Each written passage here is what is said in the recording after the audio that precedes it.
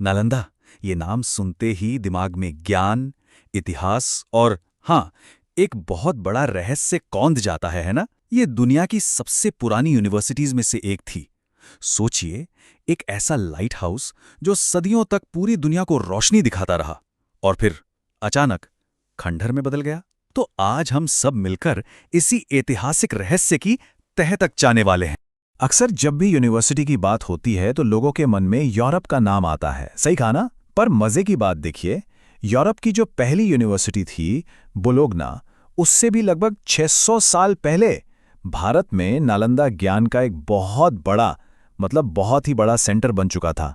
जरा सोचिए इस बात को, 600 साल पहले। और ये कोई छोटा मोटा कॉलेज नहीं था, बिल्कुल नहीं। यहाँ 10,000 से भी ज्यादा स्टूडेंट्स पढ़ते थे। सोचकर देखिए, उस जमाने में जब आना जाना कितना मुश्किल होता होगा, तब भी चीन, कोरिया, तिब्बत, मतलब पूरे एशिया से लोग ज्ञान की तलाश में नालंदा पहुंचते थे। सच कहें तो ये दुनिया का पहला ग्लोबल एजुकेशन हब था। और यहाँ की लाइब्रेरी, अरे वाह, उसका नाम था धर्मगंज, और वो किसी अजूबे से कम नहीं थी। सोचिए जरा, 9 मंजिल की बिल्डिंग और पूरी की पूरी हाथ से लिखी हुई किताबों, मतलब पांडुलिपियों से भरी हुई थी। ऐसा कहा जाता है कि उस वक्त का दुनिया का लगभग सारा ज्ञान इन्हीं दीवारों के अंदर बंद था। लेकिन फिर 12वीं सदी में सब कुछ खत्म हो गया। ज्ञान का वो मंदिर सिर्फ खंडहर बनकर रह गया। तो सबसे बड़ा सवाल यही है, आखिर हुआ क्या था? तो चलिए इस केस की पड़ताल शुरू करते हैं। हमारी इन्वेस्टिगेशन में जो सस्पेक्ट नंबर 1 है, वो एक हमलावर है, और ये वो कहानी है जो सबसे ज्यादा सुनी और सुनाई जाती है। तो इसके सबूत में हमारे पास क्या है? हमारे पास उसी दौर का एक हिस्टोरिकल डॉक्यूमेंट है। एक इतिहासकार थे मिनहाज ए सिराज। उन्होंने अपनी किताब में लिखा है कि कैसे बख्तियार खिलजी की फौज ने एक कॉलेज पर हमला किया और उनके मुताबिक वहां रहने वाले सिर मुंडे हुए ब्राह्मणों को मार डाला गया। अब यहां ये सिर मुंडे हुए ब्राह्मण वाली बात बड़ी इंटरेस्टिंग है। ज्यादातर हिस्टोरियंस का मानना है कि ये असल में बौद्ध भिक्षुओं के लिए कहा गया था। मतलब हो सकता है कि उन्हें पहचानने में गलती हुई हो। तो पहली नजर में तो लगता है कि केस सॉल्व हो गया है ना? लेकिन रुकिए, इतिहास इतना सीधा साधा कहां होता है?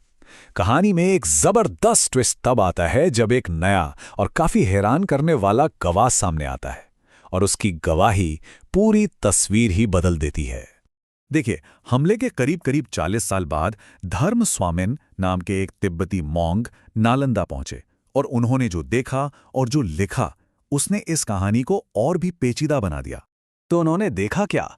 उन्होंने देखा कि नालंदा पूरी तरह तबाह नहीं हुआ था।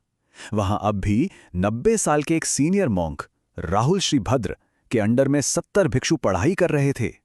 अब ये बात तो सब कुछ खत्म हो गया वाली कहानी से बिल्कुल मैच नहीं करती, है ना? तो इसका क्या मतलब निकालें? क्या हमलावर वाली थ्योरी गलत है? नहीं, बिल्कुल नहीं। क्योंकि धर्मस्वामी ने अपनी बात में यह भी साफ साफ लिखा कि संस्थान को मुस्लिम सेना ने नुकसान पहुंचा रहा था। तो अब तस्वीर थोड़ी साफ होती है।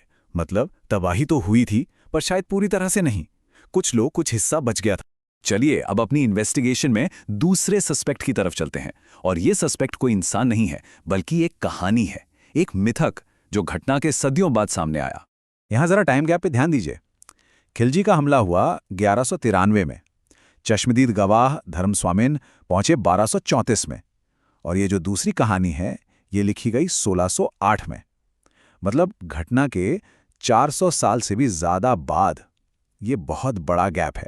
तो सवाल ये है कि ये 400 साल बाद वाली कहानी है क्या? खैर, तिब्बती इतिहासकार तारानाथ लिखते हैं कि 2 ब्राह्मणों ने अपनी जादुई शक्तियों का इस्तेमाल करके नालंदा की लाइब्रेरी में आग लगा दी थी। सुनने में ये कहानी किसी हिस्टोरिकल फैक्ट से ज्यादा एक लोक कथा जैसी लगती है ना? तो चलिए अब दोनों थियरीज को आमने सामने रखकर देखते हैं। एक तरफ हमारे पास मिनहाज और धर्माव स्वामिन जैसे लोग हैं जो उसी जमाने के हैं, वो एक ऐतिहासिक घटना के बारे में बता रहे हैं। और दूसरी तरफ 400 साल बाद लिखी गई एक जादुई कहानी है जिसका और कोई सबूत भी नहीं है। तो यहाँ सबूतों का पलड़ा किस तरफ भारी है, ये काफी साफ नजर आता है। तो फिर असली सच क्या है? क्या कोई एक विलन है या फिर कहानी से कहीं ज्यादा कॉम्प्लेक्स है? ज्यादातर एक्सपर्ट्स मानते हैं कि सच किसी एक वजह में नहीं, बल्कि कई वजहों के एक परफेक्ट स्टॉर्म में छिपा है। देखिए हुआ क्या। पहला, नालंदा अंदर से ही कमजोर हो रहा था। उससे राजाओं से मिलने वाली फंडिंग कम हो गई थी। दूसरा, खिलजी के हमले ने एक जबरदस्त बाहरी झटका दिया। और तीसरा, उस झटके के बाद नालंदा के पास इतने रिसोर्सेज और सिक्योरिटी बची ही नहीं कि वो दोबारा अपने पैरों पर खड़ा हो पाता। तो इसका मतलब ये है कि नालंदा का पतन किसी एक दिन में अचानक नहीं हुआ। ये एक धीमी मौत थी, जैसे एक हिंसक हमले ने बस आखिरी धक्का दे दिया। ये एक स्लो ट्रेजेडी थी जिसका अंत बहुत ही भयानक हुआ। तो हमने सारे सबूत सामने रख दिए हैं। एक हमलावर की कहानी, एक चश्मदीद गवाह का बयान और एक कहानी जो सदियों बाद सुनाई गई। इन सबको देखने के बाद आखिरकार क्या निष्कर्ष निकाला जा सकता है?